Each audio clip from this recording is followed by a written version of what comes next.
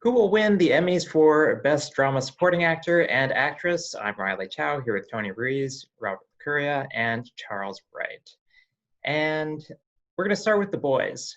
So, Charlie, you are predicting Billy Crudup to win. Is that because you feel that he is individually strong enough, or are you banking on a succession vote split? Probably a little bit of both on that one. I mean, I keep on thinking back to last year and how we saw Julia Garner was able to win in the supporting actress category through a combination of, I think her role was very much a standout, but she was also competing against four other nominees from the same show with Game of Thrones. And I think that could very well pan out in this one. The other thing that is a parallel to that is that Crudup managed to get a nomination at the SAG, an individual nomination at the SAG Awards, which was very much like Julia Garner, caught a lot of us very off guard, and I think shows that there is very strong support for him amongst actors, and this is being voted on strictly by actors. Not all of them are SAG-AFTRA members, but I think that's something that I think will pan out. But with a lot of these categories, it's very tough to sometimes gauge what the possible signs are for things to come. So I have Matthew Mcfadden at number 2, but we'll just have to wait and see. Yeah, he was even nominated at SAG over the incumbent Emmy winner for lead actor Billy Porter for Pose. Rob, how are you feeling about vote splitting? Yeah, it's been a concern of mine for a while, and I, to be honest, am still tossing up my prediction for this category. At the moment, I've got Kieran Culkin. I think Kieran is probably the one, in my opinion, who would stand out amongst the succession actors. And no disrespect to Matthew Mcfadden and Nicholas Braun, they're both deserving nominees. But I just think Kieran Culkin had a really strong second season, and I feel like he has been one of the breakouts of the show because the character of Roman is so interesting and funny and and popular. But Billy Crudup, let's not really underplay his popularity amongst the industry, and his performance in the morning show is probably the standout of that show as well. So to me, it's a race between Billy Crudup and Kieran Culkin, with potentially a Bradley Whitford spoiler, even though Handmaids is probably not as much of a factor this season as it has been in previous Emmy seasons, but he did win last year for a hanging episode in the guest category, so we shouldn't really be counting him out. But I think the answer to your question is vote splitting is always an issue, but there have been some instances in the past where one particular actor or actress has really stood out, and I think Kieran Culkin probably fits that bill. Yeah, and Tony, you're also not betting on Matthew Mcfadden to prevail in if they're overcoming a vote split. Yeah, my rule with vote splitting has always been vote splitting is a thing unless there is one actor that stands out. And the problem is when you have a field of 8 nominees, the vote split doesn't necessarily maybe have the same impact. I have Kieran Culkin in first right now, simply because he is, of the 3 Succession guys, he's probably the biggest character, and certainly, has more of kind of like the buzzy, quippy, there's just a certain comic element to him that makes him kind of a standout. However, I have Matthew Mcfadden in second, because I think he, on that show, certainly engenders a certain amount of sympathy. There's memes everywhere of that particular character just going, oh, that when he actually does stand up for himself in certain scenes, like people go, oh, look, here's a supercut of him actually standing up for himself, that it's become kind of a buzz. I would not be shocked that him being a more empathetic character among the 3 that are nominated, I think that could help as well. I've got Crudup in third for those reasons, for the same reasons about the SAG nomination. I worry that the morning show, the question is, have enough have enough people seen it to give him the win. It didn't get a drama series nomination. We don't really see it in writing or directing, even though actors are the only ones voting. Having those writing and directing and having a drama series. Well, it is in directing, but yeah. It is in directing. Okay. I knew I was. And also Mark Duplass is nominated as well. There's vote splitting for him too, right? Yeah. And the thing about Mark Duplass's character is I think there is a certain, that's kind of the same issue that the Succession guys have. I think, you make a good point that Whitford could benefit from all of this in that he is, the lone nominee from a show that he's already won before for the same role. So, or maybe they'll just surprise all of us and give it to Giancarlo Esposito. Well, they do. If you don't mind me piping in, Riley, like Giancarlo Esposito does have 2 nominations this year, also for the Mandalorian guest.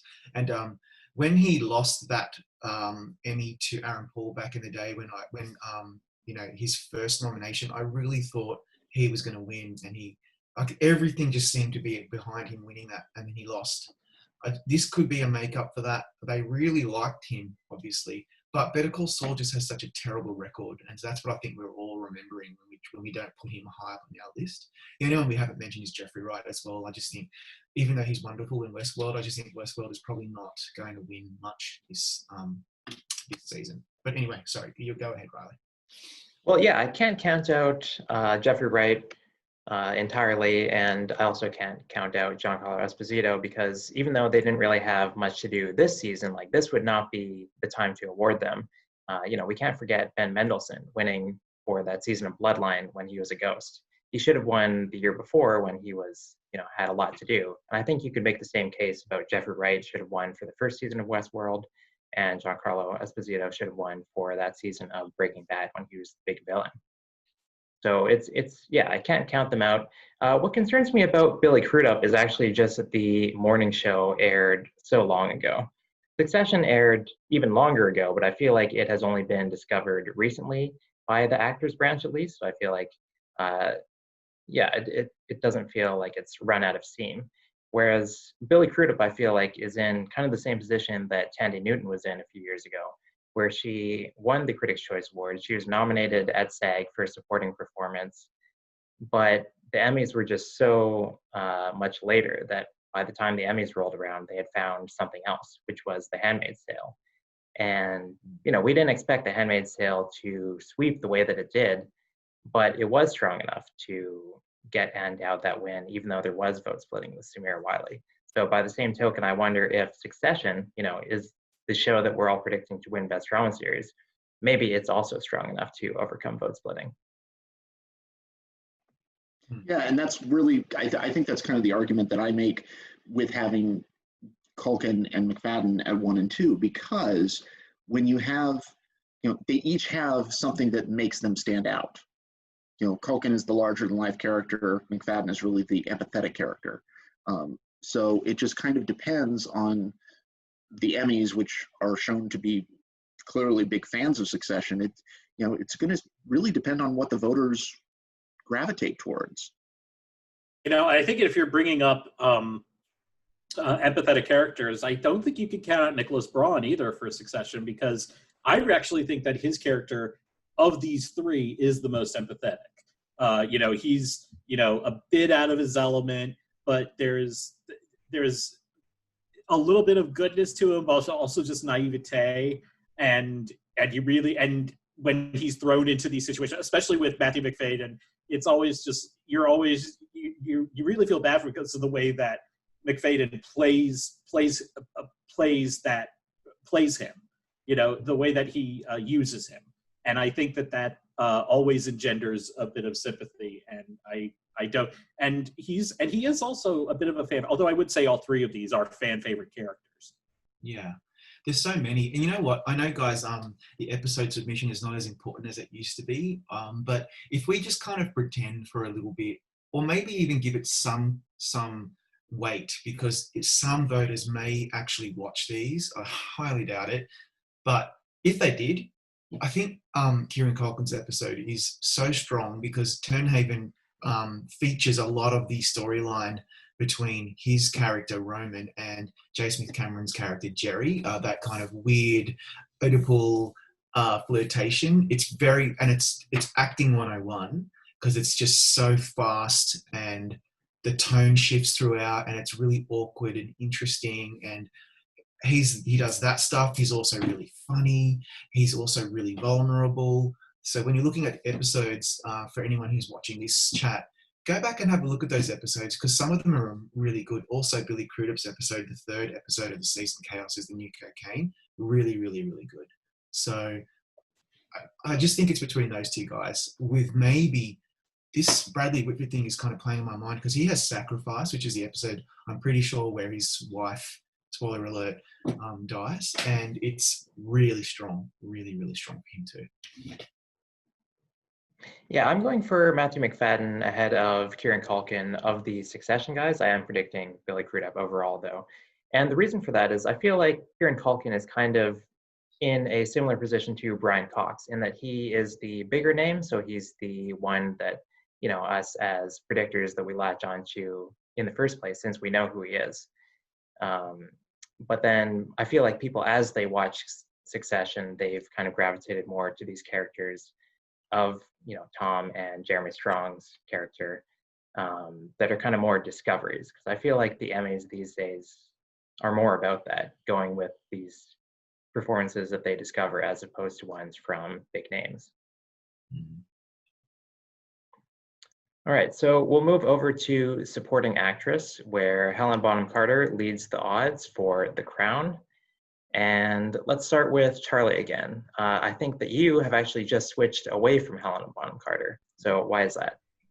That's true. I went back to I did put Helena Bonham Carter in second place. Now I have Julia Garner in first place with Sarah Snook at number 3, and I really think it's between those 3. I think, how long has it been since we had a repeat winner in this specific category? I think it was Anna Gunn. I think that was the last one. I think so. Yeah, and I guess it feels Maggie like, Smith had won a few times, but not consecutively. and not in. Oh, she did win it in 2012 and then 2016. That's right. But I think that Garner's character is just that type of character that really just usually is like that type of standout that people like rewarding, they like watching. And this 3rd season, after her winning season, definitely didn't disappoint. And I just think that, it feels like if the Emmys had been maybe 6 months ago, Helena Bonham Carter would be in a much stronger position. But Sarah Snook, I'm just not sure. But I think she's very much in this race, and I'm just not sure what to make of the position. But Julie Garner is the one who I feel is probably out front. Okay, and Tony, you agree? I have the exact same 1, 2, and 3, but I've had that 1, 2, and 3. I'm pretty sure for at least since just after the nominations. I think I started off with Helena Bonham Carter in first, but I think what changed for me, I think that if Janet McTeer had been nominated, as she should have been, I think that it would have created a much easier path for Helena Bonham Carter to win, because even though Margaret is not as big of a feature in the 3rd season of The Crown as she has in previous seasons, she does have a really great showcase episode. That being said, we don't know how much the episodes even matter anymore. And without Janet McTeer to really have a vote split, because I think there's a case where vote splitting could have really happened. I think it does make things a lot easier for Julia Garner, who really was as wonderful in season 3 as she was in 2. And, she gets a lot of those really rah-rah moments where you actually cheer for her. When she's standing up to Laura Linney and, we should call her a bitch wolf or something. You're just like, yeah. And so I don't see how anybody else really factors in other than those 3. Big Little Lies aired so long ago and certainly didn't have the same impact that it did in its second season. Although Laura Dern, fresh off an Oscar win, you know, popular is popular, and Meryl is Meryl. Enough said. All right, so Rob, you're on a different wavelength here, so let's hear from you. Yeah.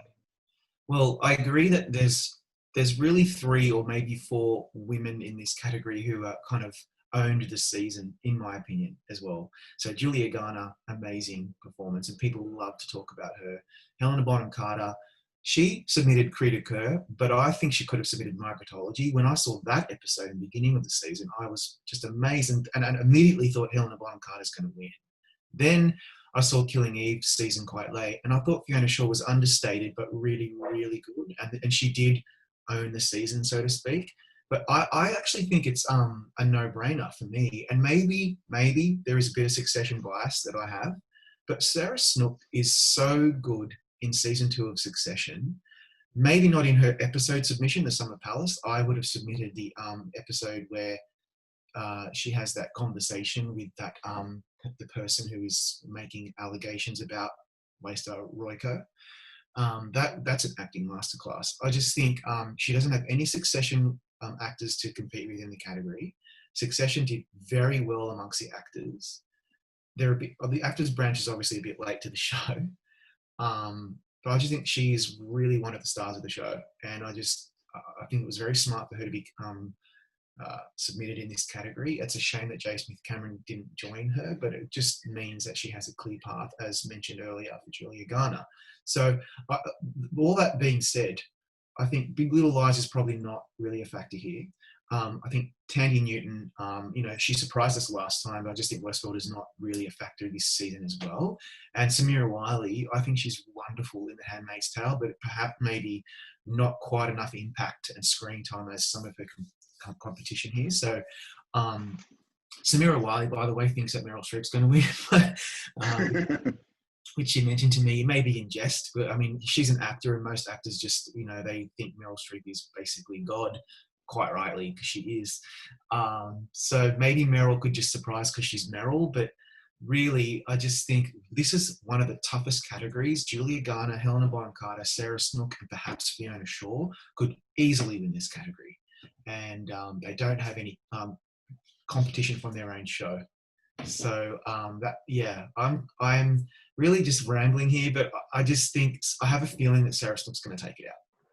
I've got Julia Garner in first because I feel like there is still a lot of passion for her performance. I feel like people are still finding Ozark and finding out who Julia Garner is. I don't have Helena Bonham Carter ranked that highly because I feel like people know who Helena Bonham Carter is. They know that she can give a good performance, kind of in the same way that we're kind of dismissive of Laura Dern and Meryl Streep's chances.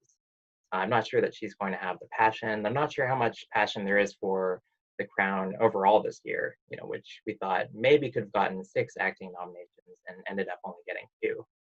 The person I've actually got in second is Tandy Newton. She won for her last season. So I feel like, who's to say she can't win this time? Wow. Yeah, except that you say that The Crown doesn't have any passion except for the fact that it won the ensemble award at SAG. Yeah, that was weird. I think Tony's right, but again, Riley, you're right too. There's only 2 nominations here. That's a huge problem for The Crown. He should have received at least lead actor and supporting actor nominations as well, and it didn't. That's a problem. And so I think that hurts Helena Bonham Carter a little in terms of support, maybe that we can gauge. That's why that argument then goes for Sarah Snook. My thing about Sarah Snook is that I feel like she's not the first or second or maybe the third person that people think of when they think of, like, I want to award somebody from Succession. And I question how often shows are actually strong enough to just kind of sweep everybody up. I feel like I heard that for years, like with Anna Klumsky, for example. Like, oh, Veep keeps winning. She's the only actress nominated in that category. Surely she has a leg up over the competition just because she's that's the series winner. That's a good point. I feel like they're more likely to vote for somebody that they like even better than the show that they're in, like Julia Garner or Tandy Newton. See, the thing with that is that I kind of think that Well, I kind of do agree with you about, when you're thinking about a performer you would want to reward from Succession, Sarah Snook may not be in the first 2 or 3, but if her name's in front of you, I think a lot of people, when they see her name, will be like, oh yeah, she is really good. So, the fact that her name is right there and it's going to be staring right back at them, that could play a factor there. Yeah, this is going to be a really tough category. I think this whole Emmy season, Ozark versus Succession, Riley, that article you wrote about how Ozark has so much support in the below the line categories, which Succession does not. Succession did very well with the actors, and so I think it's going to be a really interesting race to see which show triumphs eventually across the board. But that being said, I think it's quite clear that the actors really love Succession, and Ozark maybe slightly underperformed with the actors, given that we don't see Janet McTeer here, and especially Tom Pelphrey.